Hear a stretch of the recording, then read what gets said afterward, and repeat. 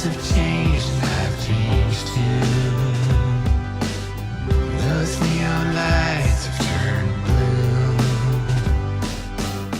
How's things up in Minnesota today? How far up Minnesota are you? Marty, we are just outside of the Twin Cities. I'm 20 minutes west of Minneapolis, so we're kind of in the suburbs here, and it's a beautiful day, beautiful fall day, and we're kind of battening down the hatches. We do have some snow coming in on Friday, so that'll be a first for the kids. Right, because you moved just recently from California, right? So it's going to be a culture shock for them. That's exactly right, and especially for my wife, who is a Californian by nature. So. Right. We're going to be doing a lot of adjusting here. Even myself, my skin has grown nice and thin since I last lived here when I was 18 years old. So I've been a Californian for many, many years. So we're going to all have to bundle up and get used to this. Nothing like shoveling a bit of snow to get out. Yeah. If you said you're from New York originally, upstate? Upstate New York, Rochester. Yeah, we used to get what they call the lake effect snow from Lake Ontario, would just dump on us. You know, literally, you'd wake up in the morning and there were 3 feet of snow clogging up, and you couldn't open the front door. So yeah, well, you're the second upstate New Yorker I've spoken to in the last 2 days, and I think both upstate New York and northern Minnesota are especially seen as like the place to be for this kind of new climate reality that we're all in. So they list literally like Buffalo, New York, and Duluth, Minnesota as like the best places to ride out the upcoming apocalypse. So well, there you go. Who would have thought? I mean, for me, Buffalo, I mean, back in the day was kind of, looked down upon, but at least they invented chicken wings, which is a plus. So you can't argue with that. But yeah, other than that, it was a place to be avoided. Now you got 2 reasons to return. Exactly. Fantastic. So the album is called BloodMoon. It just came out on the 2nd. Is that correct? Yes, it is. What did you do on the day? Anything exciting? Just kind of posted about it, and and that's rock and roll. Sat back and immediately got to work demolishing a bunch of walls for a home studio that I'm building in this new house. So I'm not really one to kind of languish on projects, and this has been a bit of a long birth to get this record out, because we had to put in a giant cross-country move in the middle of it. So it had already been delayed for about 6 months or so. So I've been very eager to get it out, get the word out. And I think once release day hit, it was sort of like, all right, what's the next thing? And when we're literally knocking out walls, I just said goodbye to a plumber a moment ago, and we are building a home studio to work on the next one. So cool. Yeah, because I was looking at the credits. It was recorded in San Rafael, San Francisco, Oakland, Minneapolis, Seattle, Vancouver, all over the place. Why is it such kind of all those locations involved? Yeah, well, that really had to do with COVID-19 lockdown and how musicians were trying to earn a living in these other ways. So file sharing. Kind of called it, the silver lining of the COVID lockdown was that people couldn't tour, and so a lot of them had to either get their home studio up to speed or get a little bit higher quality microphones and turn into little home recordists. So you all of a sudden had access maybe to people who would otherwise have been touring during that time. So there were people coming in, into the mix from bands like Los Lobos, a gentleman named Steve Berlin, who contributed his incredible baritone saxophone parts to the opening track Rise. He was a friend and just an email away. So that was a really neat collaboration. So there you get, that would be the Vancouver, Washington listing, for example. And then other people would be dotted around Chicago, Austin, here and there, people I've worked with on and off. And so it sounds a little bit like a big cross-country road trip mega recording thing, but a lot of it was this kind of email file transferring thing that had to be the way it was done for this particular time period. So tried to, when life gives you lemons, make a record. Yep, I think that's what everybody's trying to do. Fantastic. Yeah. So do you have an overall vibe or sense of music sound that you're trying to get across on the 13 tracks that make up the album? Yeah, I'd say it's a pretty good range. I do like records that have a lot of variety. I grew up on the White Album as much as the next guy. That said, it was more informed this time around by I normally have a lot of kind of harmonies and melodies that are a big part of what I do, being a big Beatles fanatic and all their descendants. But mixed into that gumbo this time was a little more of ambient music, a lot of Brian Eno getting in the mix over the last few years. Literally going back to 80s staples like Enya. There's something about this ethereal, almost glacial ambient music that's been very calming to me during this insane period of life. I almost for a while couldn't listen to anything with a beat because life was so chaotic itself that I needed music that was absolutely just, ambient drone type stuff. So that's been my just personal backdrop, and it certainly seeped in a little bit into the record with some of the synthesizer textures and songs like On the Moon that are very kind of floating, and zero gravity ambience, as I call it. But I do get a lot of melodies in there. There's still songs. It's not 50-minute meditation spa music, but maybe my next record will be. I'm glad you mentioned On the Moon. In addition to, it sounds like strings, but I don't know if they are or not. But everybody's going up in space now. William Shatner's been there. Jeff Booth. Branson. I mean, what inspired the song? Bounce up,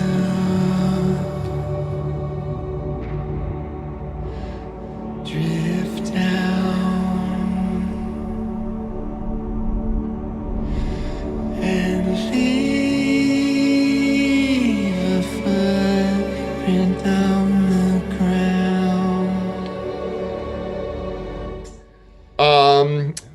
Escapism.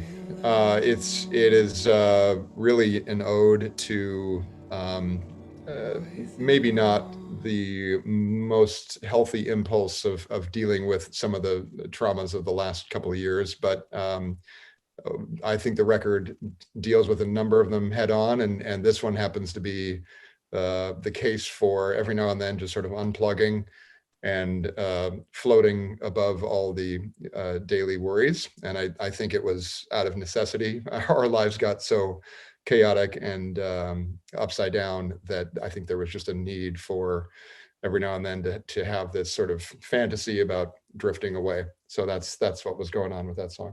Right. Now you mentioned an ethereal sound and Enya and all that, and kind of draws my attention to I Don't Get Out Much Anymore. And I see there's a video along with it, and it's got this kind of watery, twangy kind of solo-y thing in there, and then a lot of synths. And so tell me, and it's quite a beautiful track. So tell me about it.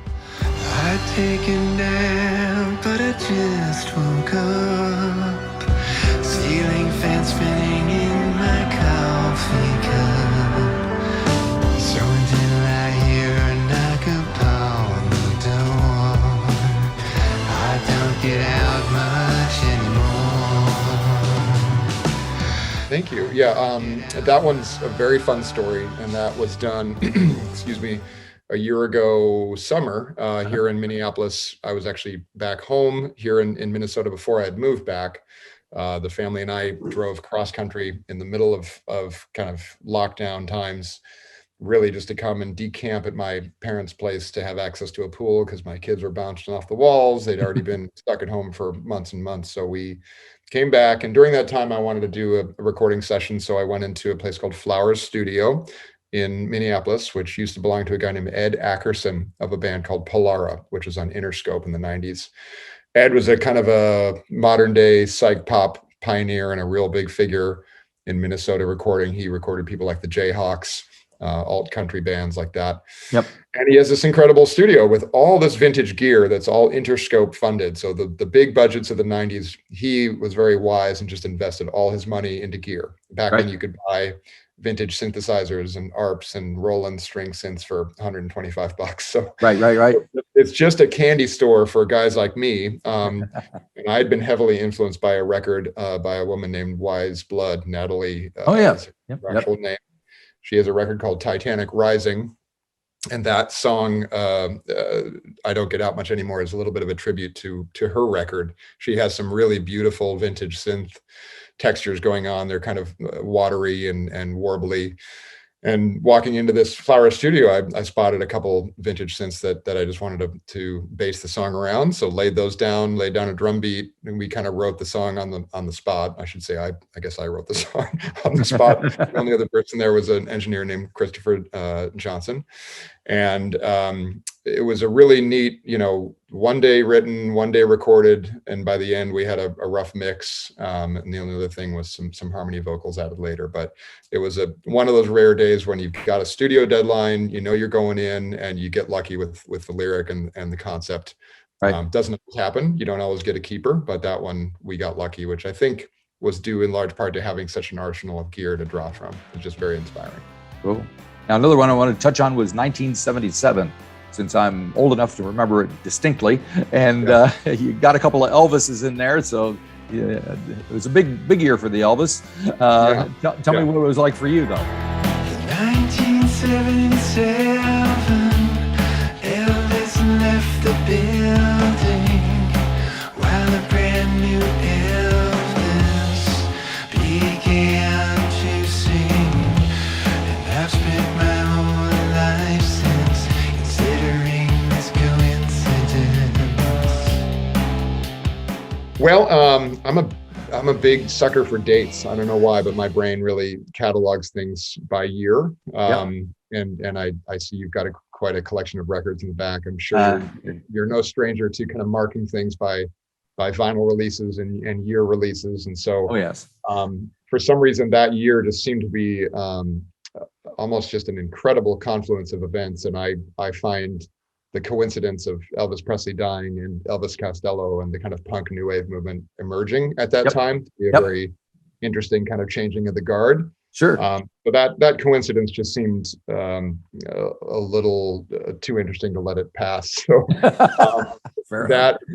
you've got Star Wars, you've got all this stuff going on, Fleetwood Mac rumors. It's just an incredibly rich year.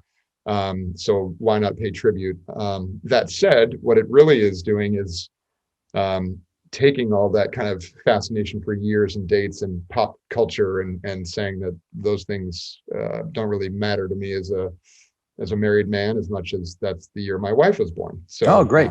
So it happens to be a kind of a pop culture tribute to her. Very cool. Very cool. So, and what did your wife think of the song? So far she digs it, but we need to really sit down and make sure she understands the complete brilliance of every overdub and every lyric. I'm sure she'd be I have a PowerPoint that I'm putting together so she really understands just how much one. That'll go over well. I think so. It sure will. Now, another song that's a little bit more serious is My Father's Brother, which kind of comes near the end of the record about your uncle, who have made quite an impression in your life. My father's brother saved my life when I was 2, when he dove in and scooped me up off the bottom of the pool. And it was 1977 when he followed his heart out west, settling on Telegraph Hill where the views are the best. Yeah. That's a big one. Yeah, it's a tribute to my late uncle Jim Gagner, who was, as the title suggests, my dad's brother. Yep. And he was just astounding guy. He grew up in Minnesota and had one of the fastest growing businesses ever, realty business. But he was living in the closet in the kind of mid 70s in the Midwest, and I think that was a tricky place to be and kind of a tricky time, even though Minneapolis had a very advanced and welcoming gay scene for many, many years. Nonetheless, he felt like he needed to kind of get out. He moved to San Francisco in the late 70s, lived with a guy named Armistead Maupin, who wrote Tales of the City, which is that legendary book series turned into a PBS series. Jim is a character in that book. And had this whole fascinating kind of life in Hollywood and writing screenplays and meeting all these actors and actresses. So he was sort of a mythic figure to me growing up, but really just an incredible guy, very inspiring. So he did pass away in 1999 with complications due to the HIV virus. But in those years that we got to kind of overlap, he, imparted a lot of wisdom and just was a subject of curiosity. So it's a 17 verse tribute to him. And Right. I think it took literally 20 years to kind of sit with all of his legacy and try to figure out how to approach something so emotional and as vast as a human being's life. And I don't think there's any way to really capture it, but I'd be remiss not to pay tribute to somebody that important. So right. It really took the form of kind of one of those Bob Dylan rambling verse after verse kind of things with no chorus. Well, it could have been worse. Could have been Sad-Eyed Lady of the Lowlands is 22 minutes long or something. That's right. That's right. I did keep it. I think I kept it around 4 minutes. So it's not even like an 8-minute slog. It's an emotional track, but I don't know of anything else like it out there. And I think the people who've heard it have felt the emotion, whether they knew him or not. And I'm very proud of that one. Cool. So this is your 5th album, is that correct? 5th under my name, a lot of side projects, but yeah, let's just call it the 5th official. All right, that's easy. So do you, at this point in your career, do you kind of look at your as a direction you're going in, or as a body of work? How are you looking at things? I just kind of keep plugging away. I'd like to think it's an upward spiral as far as the songwriting and the quality. I mean, there's definitely been a shift away from doing complex, full band in studio kind of things, and a little more reliance on my home studio capabilities. I'm not the best drummer in the world. I'm not the best bass player in the world, but I do like the individuality that my approach has on those instruments. I think it probably makes the tracks a little bit more unique. So I've come to rely on those things self-consciously more and more, and then getting the kind of stunt musicians, the Pete Thomas of the Attractions, the Steve Berlins, those people in for songs where they really can shine. So I definitely think the evolution has been towards a little more self-reliance, and certainly when the home studio is built, that'll be even more so. So I think that's been one transition over the records. I'd like to see where it goes from here, but every record's kind of lets you know based on maybe 1 or 2 tracks from the previous records I've found. Mm-hmm. For example, on the last record called Hummingbird Heart, there was 1 or 2 tracks that had a little bit of a synthesizer plus nylon string guitar, which I found to be a very interesting combination. This very woody, natural tone that's very classical guitar, with very synthetic textures. I found that juxtaposition to be something new to my ears. So that informed a lot of what BloodMoon kind of was based around. Mm-hmm. And I think if the next record has a song or 2 from BloodMoon that sort of lead it in the right direction, we'll see what those are. But one example might be the song My Shadow on the BloodMoon LP, which has a little more of a I don't know, somebody said Lee Hazelwood, or a little bit of a folk feel, very open and kind of raw, natural sounding. So for some reason that feels new to me again. So we'll see if the next record picks up that thread or not. And are you doing live shows, or what's the vibe for that? Yeah, this will be my first Minnesota show, believe it or not, in 1 week on the 17th. And it's going to be the LP release party. And we've got quite a crew gathering for it, which is very exciting. So I'll be busting out that nylon string guitar, like you said, and my friend Ryan Johnson is going to sit in on drums, an old high school friend of mine. So we're going to kind of start to get our sea legs under us for, a future of Minnesota gigging, as opposed to San Francisco, where I've been playing since the late 90s. So very excited, because it's an incredible music town, Minneapolis, as you know. So there's many clubs, big and small, and I'm very excited to kind of get to know the lay of the land. Right. Very good. All righty. Well, you mentioned Pete Thomas. Did you mention your Elvis? Is he playing on that one or not? He's not on that one. I'd love to know what he thought of that. He just played here in town at First Avenue a couple nights ago, but he is on a track 13 called This Too Shall Pass. Right. That's him on that. And he was also on a record of mine called Pins and Needles from 2017. And that was one of those meet your hero kind of bucket list days, where he knew a friend of mine named Jason Weinheimer. They'd done a lot of sessions together in Little Rock and areas around the South. and just I flew him up from Silver Lake, and he liked the demos, and he did about 7 songs in 7 hours and was a complete pro. Right. And was not shy to regale us with tales from 1977 and beyond. And so for a little Elvis geek like me, that was just again like being in heaven. So very cool. He's a really neat guy and a complete professional. Yeah. Excellent. Well, thank you for talking to me about all of this stuff. Hopefully you're going to batten down the hatches and stay warm there when winter hits you, because it's going to hit. Stay warm, stay dry, and maybe we'll see you sometime. Thanks, Marty. Right, good to talk. Bye-bye.